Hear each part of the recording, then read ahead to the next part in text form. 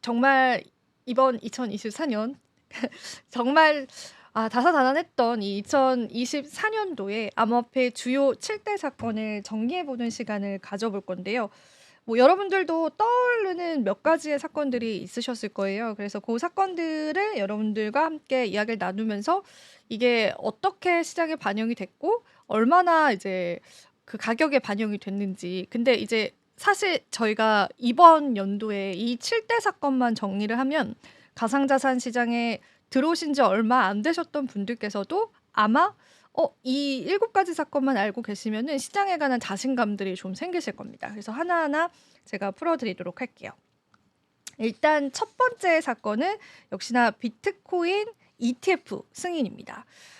비트코인 ETF 승인이 우리가 생각보다 빠른 1월 달 완전 상반기에 됐잖아요. 근데 이게 사실은 이 부분에 관해서 이야기를 하자면 엄청나게 시간이 걸렸어요. 크립토 업계에서는 3년이라는 시간이 제가 알기로 걸렸거든요. 정말 많은 운용사들이 이제 SEC에 신청을 했죠. 미국의 증권거래위원회에. 근데 이제 계속 반려를 받았어요. 근데 이게 반려를 받았던 게 뚜렷한 피드백을 주면 좋은데 예를 들면 그 승인을 해줘야 되는 기관 측의 기간이 있잖아요. 그럼 그 기간까지 기다려요. 그런데 그 기간을 갑자기 연기를 시켜서 시간 끌기, 질질질 시간 끌기를 좀 했었던 거죠. 그래서 항상 이제 크립토 업계에서는 현물 ETF가 승인나는 부분에 관해서 기다렸었는데 이게 이제 언제 될까 고민이 굉장히 많았었습니다. 근데 이제 블랙락이라고 하는 가장 세계 최대 자산 운용사 일경이라는 금액을 이제 운용하고 있는 이 운용사가 정확히 수치가 기억은 안 나지만 지금까지 595개의 그 비트코인 ETF 승인 전에 그 ETF를 이제 SEC에 신청을 했는데 그중에 4개 빼고 모두 다 승인을 받았던 정말 기록적으로 ETF 승인을 잘 시켰기도 했었던 그런 운용사에서 갑자기 비트코인 ETF를 만들겠다고 합니다. 그 CEO의 인터뷰도 그 당시에 화제가 됐었죠. 그래서 이제 저희 업계에서는 이제 드디어 승인이 되려나 보다. 그러면서 또 한편으로의 음모론으로는 SEC와 블랙락과의 뭔가 커미션이 있었을 거다.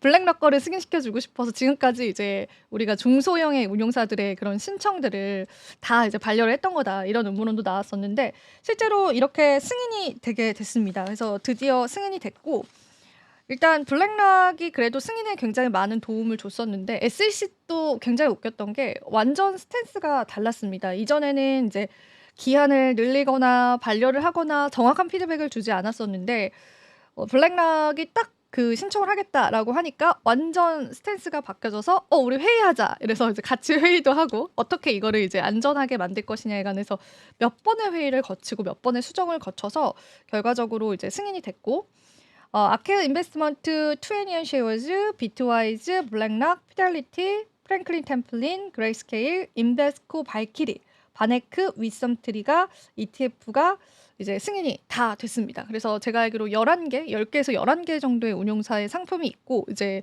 그 운용사들마다 이제 수수료 경쟁을 당연히 하겠죠. 우리 걸로 이제 너희가 거래를 하면은 수수료가 더 적다. 하지만 이제 사람들이 선택을 하는 건 그래도 블랙락 거를 많이 선택을 합니다. 블랙락이 워낙 유명하기도 하고 오래되기도 했었던 운용사이기 때문에. 그리고 제가 이제 이 기사를 발췌해왔던 시점으로 블랙록의 이제 현물 비트코인 ETF는 그 운용 자산이 약 540억 달러를 기록을 하고 거래량 기준으로 70% 이상의 점유율을 차지하면서 대부분의 지표를 지배를 하고 있습니다. 그런데 생각보다 이 비트코인 ETF에 관한 흥행성이 너무 좋은 거예요. 그래서 금이 20년 걸렸습니다. 그러니까 금이 ETF가 출시되고 20년 동안 일정 금액의 운용 자금까지 달성을 했다면 이거를 비트코인이 1년도 안 돼서 뛰어넘어 버렸어요. 그게 이제 수치상으로도 이제 많이 나왔고 제가 예전에 다른 방송에서도 언급을 드렸었는데 그래서 생각보다 흥행성이 너무 좋아서 정말 이제 엄청난 사랑을 받게 된 ETF가 된 겁니다. 그래서 이제 이 다음 ETF는 또 이더리움이 되긴 했지만 그 다음 거는 무엇이냐 많이들 기대를 하고 있는데 참고로 블랙락 같은 경우에는 지금 다른 알트코인에 관한 ETF 계획은 없다라고 합니다. 그래서 그 부분도 여러분들이 이제 괜히 이제 비트코인 말고 다른 알트코인 ETF를 기대하시고 투자를 하시게 된다면은 이런 부분에서 제한이 걸릴 수 있기 때문에 같이 참고를 해 보시고, 물론 블랙락의 입장이 바뀔 수는 있지만 이 ETF 출시다라고 하는 건 시장에 정말 큰 트리거로 작용이 되는 거죠. 근데 그럼 이런 생각이 들 거예요. 이 ETF가 승인이 되는 게 뭐 어떤 면에서 좋을까? 이제 물론 개인 투자자분들이 나스닥에서 거래를 할 수 있다라는 것들도 굉장히 좋지만은, 중요한 거는 우리가 여기서 봐야 되는 거는 이 기관 투자자들의 유입입니다.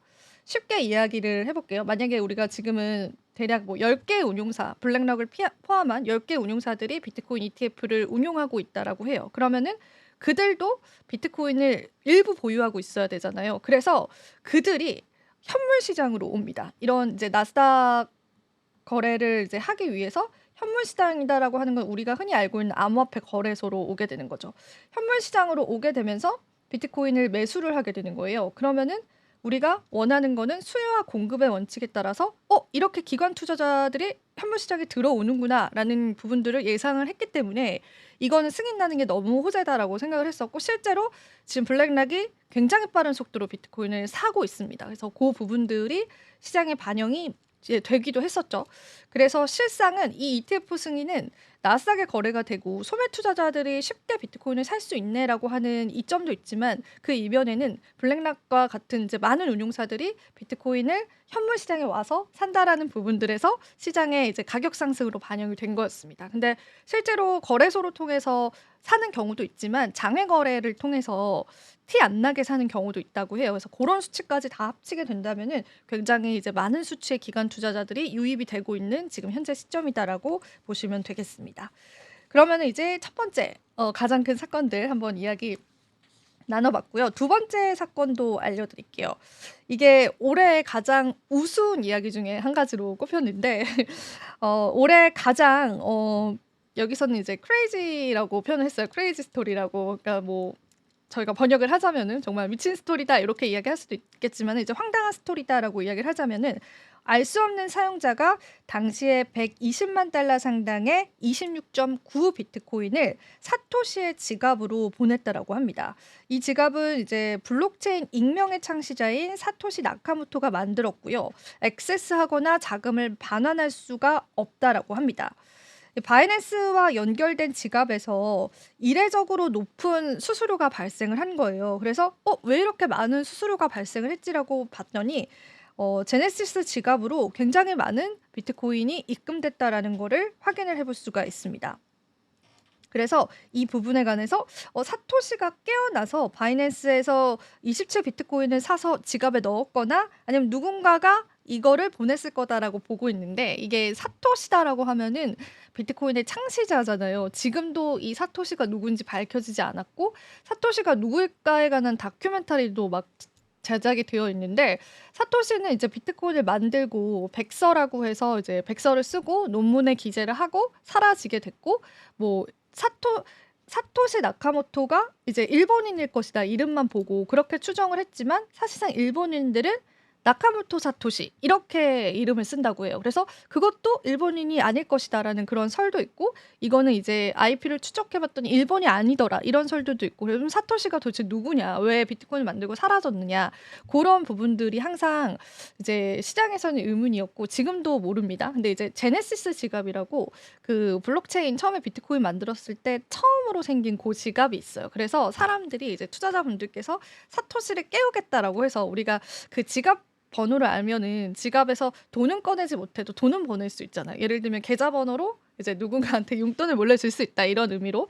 그래서 계속 이제 사람들이 조금씩 비트코인을 보내서 사토시 깨우기를 많이 했었어요. 그래서 이제 크립토 투자자분들께서도 그 지갑을 사용해서 이제 사토시한테 보냈는데, 뭐 그 정도까지는 오케이. 그런 일들은 있었기 때문이죠. 근데 엄청나게 많은 금액이 들어간 거예요. 120만 달러다라고 하고 비트코인의 개수로만 따지자면 27개 정도 되거든요. 그러면 이게 하나에 1억이다라고만 하더라도 하나로 환산을 하면 27억 정도가 되는 거예요. 지금 1억은 너무 수치지만은.